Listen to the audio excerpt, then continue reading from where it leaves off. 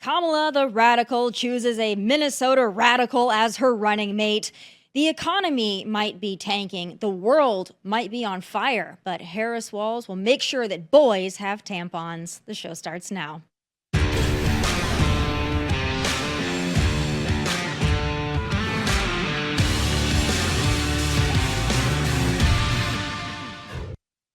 So let's just tell it like it is. Kamala didn't choose Governor Shapiro for two main reasons. One, she didn't want to offend the Hamas crowd, and two, she is well aware that he is more impressive than her in every way, and she didn't want him to pull a coup on her the way she did on Joe. She doesn't want to take the chance of losing it how she got it. Now, her actual choice, he looks vanilla, but he's definitely a radical. He's way easier to beat for Donald Trump and J.D. Vance than a Shapiro, but I never underestimate Democrats, my friends, because by waiting and stretching Joe's candidacy out till right about 100 days before the general election, they hoped they could hide Kamala behind the teleprompter and the vanity light until the very, very end. I've always got to hand it to Democrats because their ability to game the system and bend the rules is unmatched. But then something happened. Bidenomics revved up again, leaving our economy on the brink. The markets are in a panic. Then there's a potential of a World War III in the Middle East thanks to the Biden-Harris placation of terrorists and terror regimes. When you know what hits the fan, the cute little games of hide and seek, where's Kamala, well, they aren't so cute anymore. And we all know what happens when you let Kamala go off prompter. So you're now no longer are you necessarily keeping those private files in some file cabinet that's locked in the basement of the house. It's on your laptop, and it's then therefore up here in this cloud that exists above us, right? Mm-hmm. It's no longer in a physical place. Bread costs more, the gas costs more. And we have to understand what that means.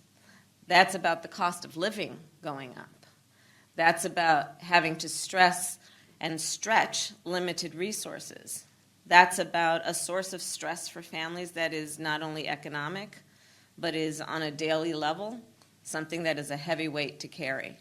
This is just an extraordinary testament to the importance of having a president who understands the power of diplomacy and understands the strength that rests in understanding the significance of diplomacy. Joe was just as confused by that as we were. But even the word salads aren't as egregious, as poisonous as Kamala in her other own words.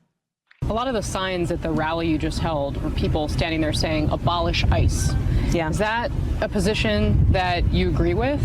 Listen, I think there's no question that we've got to critically re-examine ICE and its role and the way that it is being administered and the work it is doing, and we need to probably think about starting from scratch. Let me just be very clear. We have to have a secure border, but I am in favor of saying that we're not going to treat people who are undocumented across the border as criminals. That's correct. That is correct. There's no question I'm in favor of banning fracking.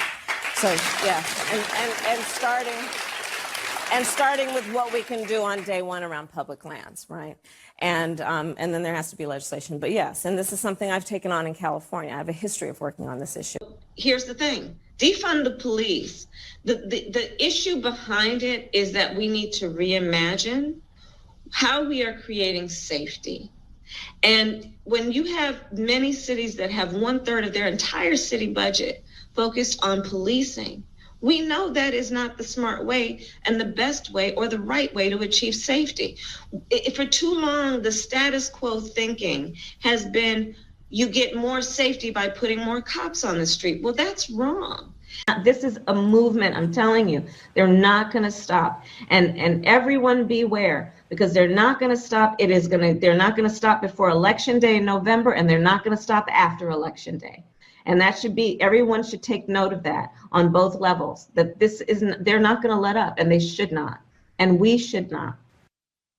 Important to note that Kamala herself has not disputed her radical policies of yesteryear, just her campaign. These aren't your daddy's Democrats after all. They are much, much worse. With that, let me bring in the author of Progressively Worse, Why Today's Democrats Ain't Your Daddy's Donkeys, Concha. Concha, Congratulations on the book. I can't imagine a better time for this book than right now, especially today with the announcement of another Not Your Daddy's Donkey and Tim Walz, the governor of Minnesota, burning, looting, Tim the tampon man for boys. I can't imagine really a better pick for Kamala than Tim. What are your thoughts? Well, first on your observation, I finished this book, and you've done books, and you know how this works, right? When you're done with a book, then it has to be edited again, then they send it back to you, then you do some revisions, then there's a legal process, and then it has to get out to all the bookstores. So there's like a 6-month lull, seemingly, when you're done with the book and when it gets out. And if I tried, like with a dart from like 1 foot away, I couldn't hit a better bullseye. Totally accidental, by the way, as far as when this book came out, because it's just at a time where Democrats have gone completely insane. I mean, here you have a Democratic nominee. She runs for president in 2020. She doesn't get 1 vote, Tommy, right? Because she doesn't even get to 2020. She had to drop out in 2019. Then in 2024, she magically becomes the Democratic nominee after, and you were predicting this for such a long time, you deserve such credit, that Biden was not going to be the nominee. And then she becomes the nominee without getting 1 vote. And now it's been 16 days since she became that nominee, and she has yet to take 1 question from anyone outside of RuPaul's drag queens. And then she has this gift. It's 90-something days until the election. She needs Pennsylvania. And who's sitting there? A guy with a 61% approval rating in a state that's basically 50-50. And all she had to do was choose Josh Shapiro. That probably gives her Pennsylvania. That gets her back into this race as far as, well, maybe she could sweep Michigan and Wisconsin and actually take this thing from Donald Trump. But no, to your point, the Hamas wing is quite strong with this party, and the anti-Semitism is really strong within the Democratic Party. And it ain't your daddy's donkeys, because it certainly hasn't been that way forever. This seems to be a new development, and I think this cost them the race. I really do, Tommy. Well, as somebody who would really like Donald Trump to win, I'm happy about this. As someone who's concerned at the possibility of Donald Trump winning, I'm very concerned about this, because that would mean we'd have a Kamala Harris and a Tim Walz. And to me, that would be just horrifying. It would be horrific. I can't imagine a worse scenario unless you'd plug in like an Ilhan Omar or Rashida Tlaib. I can't imagine it getting much worse. So I'm happy for the Trump campaign. I'm not happy for the American people, because it increases the possibility that that ticket could be governing us sometime soon. But to the point about the anti-Semitism and Shapiro being a Jew and that possibly upsetting the squad and other members there, I think that's a big part of it. But in my open, I said, you know, honestly, I think that Kamala would be threatened by a Shapiro. I think that he's just better than her. He's well-spoken. He's articulate. His policies can actually garner some support from moderates and independents, people that are not crazy. So I think she's worried that if she had him, she would be threatened and he would be ambitious. And then her chances of getting reelected would be slim to none. That was one of your best monologues, by the way, because I never had considered that before. And that's when you know a monologue is good, when you're like, I didn't really think about that until now. And you're right. This guy is a performer, right? He's a cheesy performer, but he can do quite well on the stump. And Kamala Harris gives a pretty good speech out of a teleprompter. But as we know, when you take away the teleprompter and the pre-scripted remarks, then it's a cleanup on aisles 5, 17, and 24, and God knows what other aisles as well, because, as you said, it's a 1,000-island word salad. So, yeah, I guess Shapiro is definitely the strongest candidate Democrats probably could put up right now, despite the anti-Semitism in the party. Because, again, I don't know anybody who has a 60-something% approval rating in any state right now. And the fact that he would be that in Pennsylvania and really does give a good speech. He tries to sound like Barack Obama, which is a little weird. But, yeah, he probably would outshine her to the point where people are like, boy, if only we could reverse this ticket. Or maybe we could get rid of Kamala. We got rid of Joe, right? So, yeah, this is the most left-wing ticket in American history that we do know. It's like when girls choose ugly friends. I mean, you gotta be the best looking one in the group, right? That's strategic. So for Kamala, she's looking around. She's like, I've got to be the best looking person on this ticket. And I don't think that Walz. I don't think that he makes or breaks anything for her. I think that the radicals were already going to vote for her, so I don't know what he brings to the table. I think Minnesota is a god-awful mess, so it's another chance for the Trump campaign to highlight that if the Trump campaign spends their time highlighting that instead of other things, which is what I really want to talk to you about, because we could talk about Democrats all day long. We're going to talk about them again. We're almost on the cusp of the DNC, which I assume will have a drag show of some sort. But I want to ask you what your analysis is of the Trump campaign in the last few weeks since the RNC. What grade would you give their performance? C, I think. And I think I'm probably being a little generous, quite frankly, because I don't know how they were caught off guard with the fact that Joe Biden was probably going to step aside and Kamala Harris, because she had all the money, right? It was the Biden-Harris campaign. Therefore, all those hundreds of millions of dollars were going to go to her, and they weren't going to replace her, because that would have made many voters on the left angry if they tried to do that or hold, what was it called? Like some sort of like a flash primary or something. That wasn't going to work. So they seem to be caught off guard, which is odd because they've run such a good campaign to this point. And what we're seeing now is that Donald Trump may not be listening to his closest advisors the way he was before, because here you have, again, it's a gift. Kamala Harris, in terms of all of her positions, I mean, all you have to do, because everyone plays into Trump's strength, right? She talked about banning fracking. You played some of the clips in your opening monologue. Wants to end the fossil fuel industry, ban offshore drilling, abolish ICE, oppose border wall construction, oppose Remain in Mexico policy, supports sanctuary cities, wants to eliminate private health insurance, wants to give free health care to illegals. She wants to raise taxes, wants to reimagine the police, and she wants to allow people like my 10-year-old daughter to get a sex change without my knowledge. All of these things are like 90-10 issues, I think, at this point, or at least 70-30. All he has to do is stick to that. And you made a great point on Hannity last week when we were on together. Stay away from the DEI stuff, right? He very easily could have answered that question by Rachel Scott at that conference last week with Black journalists when he was asked, do you think she was a DEI hire? All he had to say was, well, according to Joe Biden, yes, she was, because he said he would only pick a woman of color as his vice president. So he narrowed, obviously, his choices. And by doing that, we ended up with Kamala Harris. That's the way you answered that question, or just pivot right out of there. You say, yeah, I don't care why she was chosen. Look at where the country is now under her and under Joe Biden, and go back to policy again. And you could hammer her on this. And now you could especially hammer her on this because of the choice of Walz, which is basically, it's her, except it's a guy, right? A white guy. But he is just as liberal as she is. I mean, remember, Minnesota, that was ground zero for Black Lives Matter. All of those riots, $500 million in damage. The police station was burned down, and Kamala Harris egged it on with that bail fund, and Tim Walz sat by and let Minneapolis burn. There is so many rich, easy, low-hanging fruit here, and yet Donald Trump keeps going down these roads of questioning her color, as you pointed out. Why? Why do that? You're begging for the media to make her the victim somehow, and you take the eye off the ball as far as the issues that Americans care about. So, yeah, C minus at best.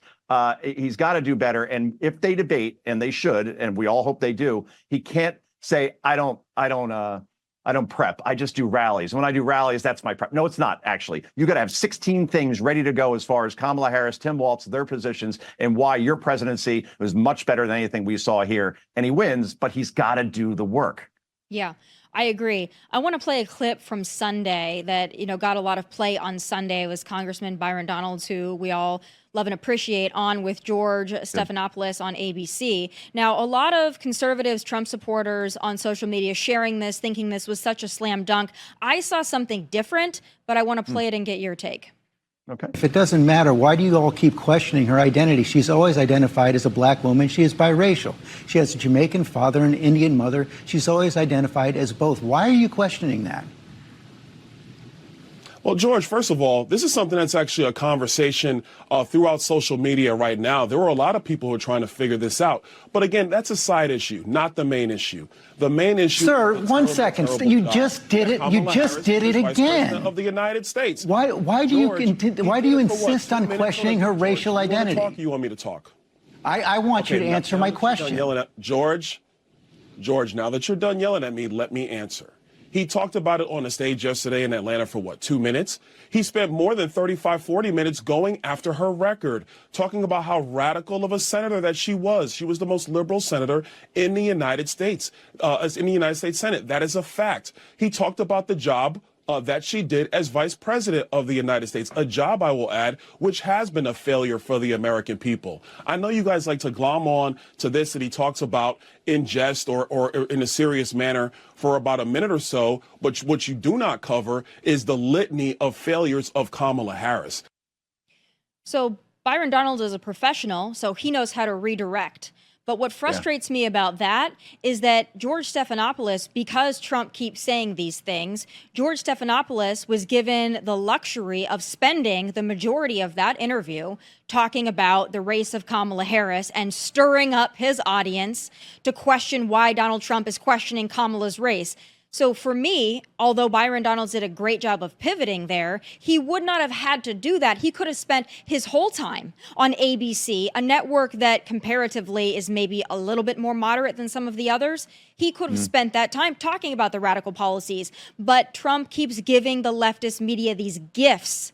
And that, to me, is what is going to be the downfall if he continues. What do you think he should do moving forward? No more ammunition. You're right, because that's exactly what they're going to glom onto, is the way Byron Donalds put that. And boy, yeah, he's excellent. That's a star right now in the Republican Party. But yeah, you're going to allow, I call them now MSABC, because I'm increasingly finding it hard to see the difference, right? And George Stephanopoulos practically yelling at him like that. That wasn't a good look. But to your point, you just can't give him any ammunition. I'll bring it back to myself, because I just love to talk about myself. No, I don't actually. But I have a philosophy, and I was sharing this with somebody who's pretty young in the business. And I kind of said the same thing. I said, I don't give my critics anything to write about, because I prep. And when I prep, I make sure I got all my stats right. I keep a nice little piece of paper in front of me, and I make sure I don't screw up in any way, shape, or form, or I say something so provocative and way out of bounds that I'm going to be written up in Media Matters or Mediaite or whatever media publication is out there that hates Fox, hates Outkick, and just wants to see us screw up in some way, shape, or form. And I said, it's got to be the same thing with Trump. Don't give him any room to breathe. And when the less he talks, I hate to say this, the better it is for him. Be humble, show off that sense of humor, sure, but in the end, you're winning on every major issue: economy, crime, border, immigration, foreign policy. Stick to that, Mr. President. You will win. I also don't understand why he spent some of that Georgia rally taking shots at a popular Republican governor in Brian Kemp, talking about Kemp's wife. I think Donald Trump thinks he's back in 2016 against Hillary. And that kind of stuff worked in 2016, and it worked in 2015, calling the little Marco and the Lion Ted Cruz. Those things worked then. They even worked to an extent on a Ron DeSantis and a Nikki Haley this go around. But I think now the game has changed, and I think Donald Trump needs to change along with it. And I'm not sure that he is ready to do that. I hope he is. And I say this to the Trump supporters that get so mad at me. It's because I so genuinely want him to win is the reason I say this, because I don't want any of these unforced errors. So I'm hopeful that we can move past this. But you brought up the debate. You know, Carville has been pretty spot on this election cycle and saying that Joe needs to drop out, making some of the comments about the hard left and how they're destroying the Democrat Party. But now he's making some predictions about Trump and a debate with Kamala. Let's take a listen, and I want your analysis. The big question is the debate. Of course, Trump was supposed to debate on ABC, I think it was September 10th. And of course, he's Trump is scared to debate a girl. Well, I mean, that was sure interesting the way that he set that up there. But do you think that Trump needs to debate Kamala, even if it doesn't happen on Fox News, which we're all hoping for? Maybe find a negotiation point then, because she'll never do Fox. I mean, as we mentioned before, she hasn't taken one question from anybody in 16 days. And Brett Baier and Martha McCallum, they're not some sort of rabid partisans like you would get if you had it on, NBC or MSNBC. But maybe as much as I'd like to see it on Fox, because McCallum and Baier are the gold standard. If she doesn't want to do Fox and he doesn't want to do ABC, and for good reason, by the way, like he literally has litigation against George Stephanopoulos right now. So there is a conflict of interest there. I would say then, therefore, find a place like Telemundo, right? Or News Nation, or, somewhere where you think you could probably get a halfway decent, fair debate where one side can't point and say, oh, no, that's a partisan outlet. We can't do it there. Or just have like a a newspaper and some reporters from like Pittsburgh or something. I don't know. I don't care. I guess it doesn't really matter. And just do it that way and just have a general feed where everybody can carry the debate. But it has to happen because the media is not going to hold this woman, Kamala Harris, responsible for all of her past comments and for her record. The only way it gets out there is in front of 90 million people, and that happens during a Trump-Kamala Harris debate. But they got to find some sort of negotiation because I have a feeling she's going to point towards the ABC debate. She's going to show up there, put a big show on how Donald Trump is a coward. He's not going to show, obviously. She's not going to the Fox debate, and she'll say, oh, well, I tried. And then just continue to ride this wave of not speaking to the press until November 6th if she wins. So, yeah, it's in peril. I don't think it's 100% they debate, and Trump's got to find a negotiation point somewhere. Yeah, I think he does as well. I don't know how it would work with networks. I don't know how the rights work and all this. But, you know, if they can't come to an agreement on the network or the venue, we could do a simulcast. It could be a hybrid moderated situation. It could be like a Brett Baer and then, you know, somebody from ABC. I don't know who they'd pick. I think that would be fair. It's like, all right, you've got one person, and we're going to come together and we're going to, you know, put something on for the American people. I don't know if that would work as far as the network disputes and all that, but I would like to see it. But I do worry that Donald Trump not showing up gives her an easy out. So I do think that he needs to hold firm on not just giving every concession in the book away, but I think that there needs to be a debate. I'm hopeful that there is a debate. But as we look at what we can expect from the DNC, do you think it's going to be legitimately high energy and legitimately an excited crowd, or do you think a lot of this is going to be feigned that we're going to see in a couple weeks in Chicago? A lot manufactured, right? I mean, they wanted to do most of this by Zoom when Biden was the nominee, but there is some enthusiasm behind Harris. I don't know if it's so much for her. I think it's more they got rid of the old man. They had the sugar high from getting rid of Biden because they knew they had no shot if he was the nominee. So it didn't matter who ended up at the top of that ticket. It could have been Shapiro, it could have been Gretchen Whitmer, it could have been Gavin Newsom, and they would have been euphoric over that person because it's anybody but Joe. So I think there will be some enthusiasm, but they still got a real problem around Chicago outside the United Center where the Chicago Bulls and Blackhawks play. And it's going to look like Gaza for 5 days, right? You're going to have Palestinian flags, Hamas flags. You're going to have protests. You're going to have probably some violence to a certain extent. And that's going to take some of the news cycle away, certainly. But yeah, in the end, while you'll have Walz and you'll have Harris there and people like Shapiro speaking, maybe they dust off Hillary and have her do a speech, and a couple of celebrities will probably be there to do speeches as well. In the end, I don't think it's really going to move a needle one way or another because it's going to reset the whole race is after Labor Day. And again, once hopefully that debate happens. So by the way, speaking of debates, August 13th is supposed to be the debate between the vice presidents, right? J.D. Vance and Kamala Harris. And Kamala Harris is still vice president, right? So why isn't she showing up for that? Because she agreed to it. There are rules, right? Right. Well, I mean, that's a great point that you've made, you know, several times, is that if we're really sticking to the old rules here, then I guess you guys got to bring Joe back too. So good luck. Right. By the way, they've really just abandoned him. I mean, have we even seen him recently? They just really threw him out, as I knew they would. But I don't think we've really even seen him, or he's not really doing anything at this point. I mean, he really is a lame duck, and they just don't even care anymore. Last week, he kind of wandered off into the plane. They said he was thanking the pilots, of course, as he was thanking the parachute folks the last time he wandered away. Now he was going back into the plane that he wasn't supposed to go on because he was thanking people again. But they really don't care now. They kind of just let him go, and they don't care, which is sad to see because he's an old man. But I want to talk about your book. Obviously a great playbook right now for any American that wants to understand what we're dealing with. What's something in your book that you think that people need to know before they cast their vote? Oh boy. That's a great question.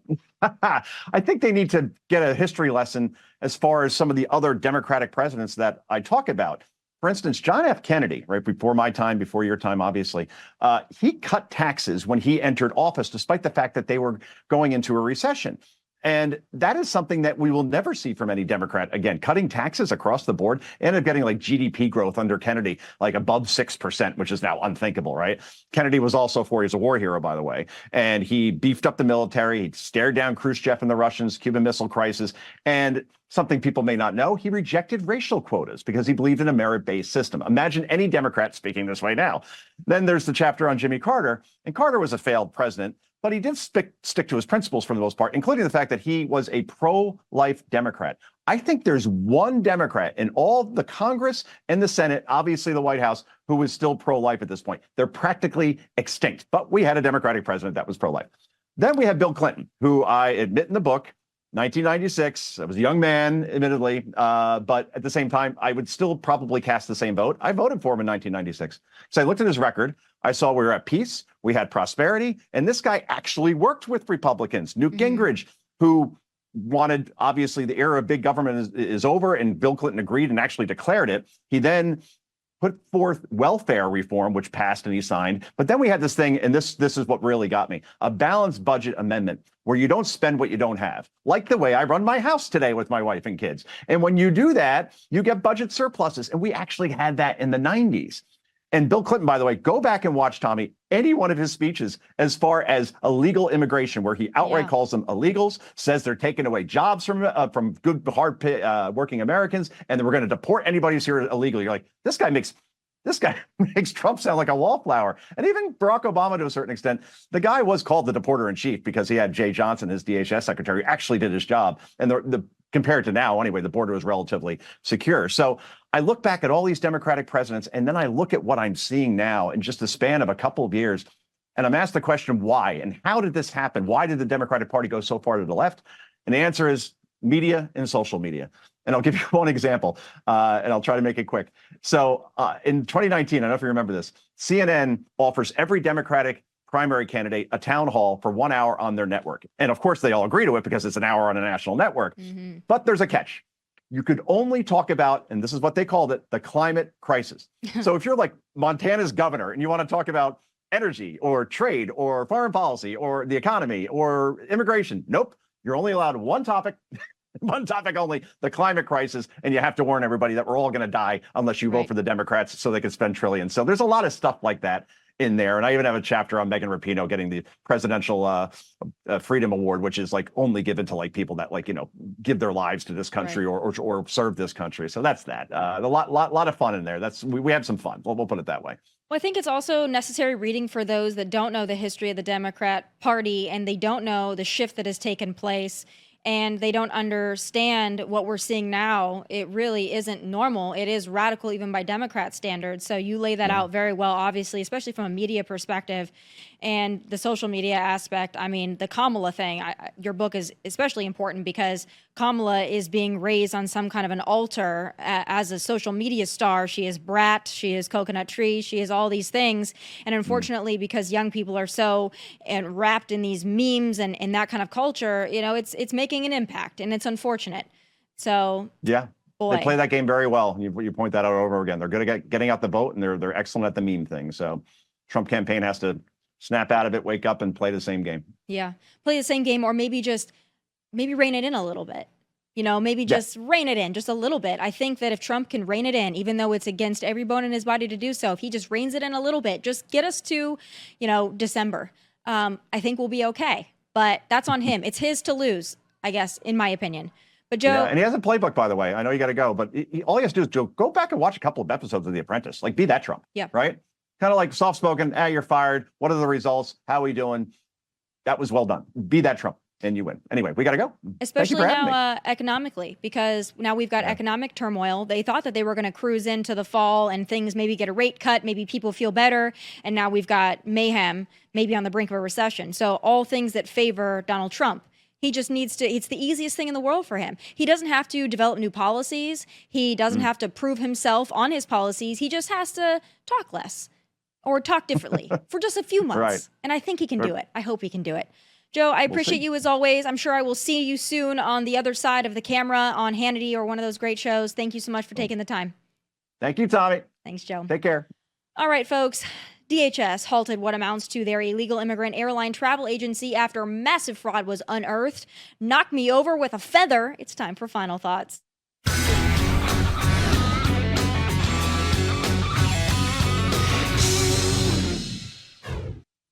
So you remember that Biden-Harris workaround program that allowed illegal aliens from Cuba, Haiti, Nicaragua, and Venezuela to fly directly into the U.S.? Well, that program was never authorized by Congress, the program that ushered in nearly 500,000 since October 2022. But you're going to be shocked to hear this one. Due to massive and uncover-upable fraud, it's been put on pause. A DHS review found that tens of thousands of those applications submitted by special aliens may have contained fraudulent info. Yes, my friends, pick your jaws up off the floor. Illegal aliens may have lied on applications to get their free pass into your country. Fraudulent examples include bogus or unverifiable sponsors, many with the same addresses used for multiple migrants, also fake social security numbers and zip codes.